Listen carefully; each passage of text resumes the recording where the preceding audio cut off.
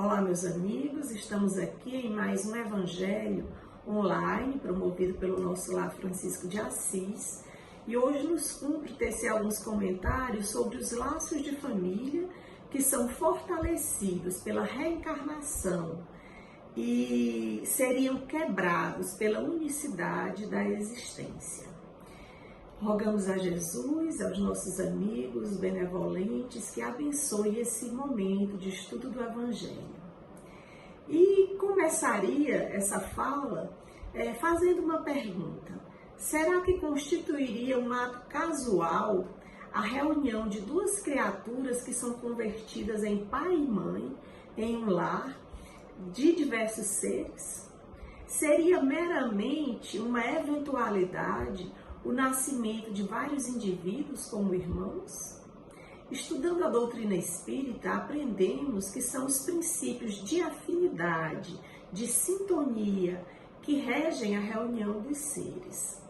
Há no homem, é preciso lembrarmos, alguma coisa a mais do que no animal, além das necessidades físicas, do atendimento a essas necessidades físicas, que é a necessidade de progredir. Então, os laços sociais, eles são necessários ao progresso.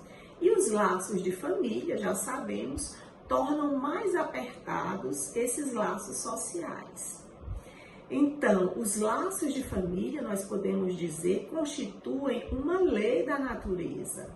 Quis Deus que dessa forma os homens aprendessem a se amar como irmãos.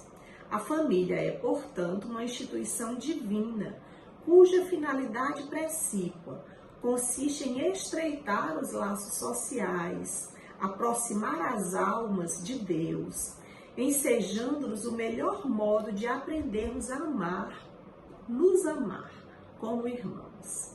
Então é fácil entender que justamente é assim que nós, espíritos imortais, atendendo aos impositivos do progresso, nos revezamos na arena do mundo material, ora na posição de pais, ora desempenhando o papel de filhos, aprendendo gradativamente, na carteira escolar do corpo carnal, as lições profundas do amor. Habitualmente somos nós mesmos quem faz o planejamento reencarnatório, planejamento para a formação da futura família, sempre, claro, com o amparo e a supervisão de instrutores benevolentes, espíritos superiores, e comumente chamamos a nós antigos companheiros de aventuras infelizes, programando sua volta ao nosso convívio, e lhes prometemos socorro, lhes prometemos ajuda para que recuperem a esperança de elevação, de melhoria. É importante, entretanto, considerar que não são os laços da consanguinidade os verdadeiros laços de família. Os verdadeiros laços da família são os laços da simpatia, da comunhão de ideias. E estes laços da sintonia prendem os espíritos antes, durante e depois de suas encarnações. Segue-se daí que dois seres nascidos de pais diferentes podem ser mais irmãos pelo espírito do que se fossem irmãos pelo sangue. Podem então se atrair, se buscar, porque eles sentem prazer quando estão juntos. E dois irmãos consanguíneos, não é raro nós vermos isso, podem se repelir, ao contrário, né? Esse é um problema moral que o Espiritismo viria trazer a solução através da realidade que é a pluralidade das existências. Há, portanto, duas espécies de famílias nesse aspecto. As famílias pelos laços espirituais e as famílias pelos laços corporais consanguíneos. As famílias espirituais são duráveis, se fortalecem pela purificação de cada um dos seus membros e elas se perpetuam no mundo dos espíritos através das várias migrações da alma. As segundas, as famílias meramente consanguíneas, onde não havia sintonia entre os seres que se reuniram ali por necessidades evolutivas apenas, elas são frágeis como a matéria e se extinguem frequentemente nessa própria existência. Moralmente vão se extinguindo. A família terrestre, portanto, é formada de agentes diversos. É nela que se reencontram comumente amigos e inimigos, afetos e desafetos, para os necessários ajustes e reajustes diante das leis que regem os nossos destinos. Então, formam famílias os espíritos que, à semelhança dos gostos, a identidade do progresso moral, a afeição, induzem a se reunirem. Esses mesmos espíritos, em suas migrações terrenas, se buscam para se agruparem e fazem o mesmo no espaço, originando as famílias unidas e homogêneas. Se, de forma temporária, acontece que nessas peregrinações eles fiquem separados, né? Ora alguns encarnados, outros permanecendo no espaço, ou reencarnando em núcleos familiares consanguíneos diferentes para cumprir tarefas, não é?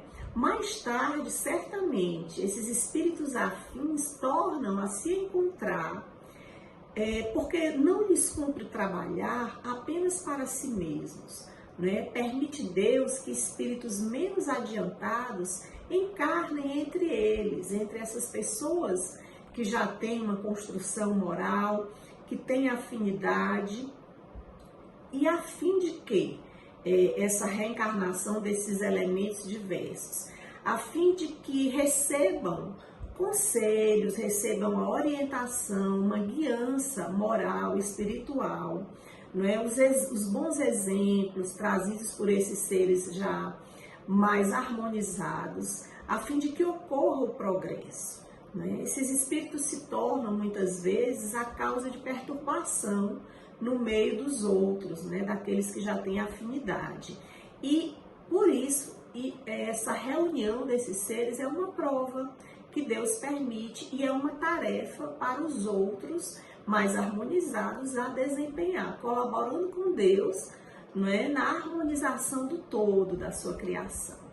Emmanuel diz em uma mensagem que a convivência é induzida pelas tarefas em comum que têm a desempenhar os espíritos ou pelas obrigações do parentesco é uma grande escola de reajustamento, em cujo currículo nós pedimos para sermos internados antes do berço terrestre.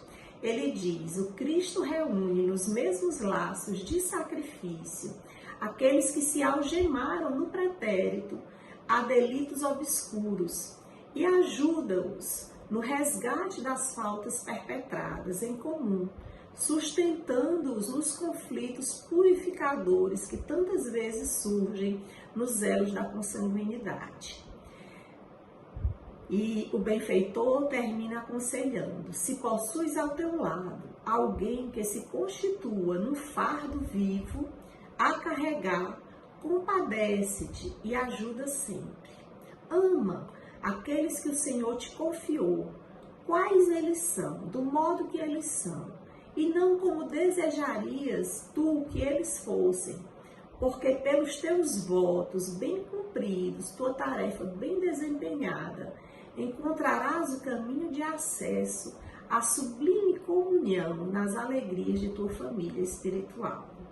Fica claro assim, não é, que os laços corporais, eles são transitórios, podem reunir pessoas pertencentes à mesma família espiritual ou não, mas que aqueles que comungam em afetividade, em igualdade de gostos, de ideias, que têm sintonia entre si, ao contrário do que se imagina, com as várias existências, esses laços vão se apertando. Essas pessoas vão se tornando mais e mais chegadas, solidárias, fraternas e até, inclusive, de antigos inimigos, antigos desafetos, reencarnando numa mesma família, nós podemos ir aparando as arestas e desses antigos inimigos, nós podemos fazer futuros amigos. Né? É assim que os laços vão se depurando, os ódios vão sendo tratados, trabalhados, e o amor vai tecendo os lindos laços que permanecem para todo sempre. Grande abraço a todos, muita paz.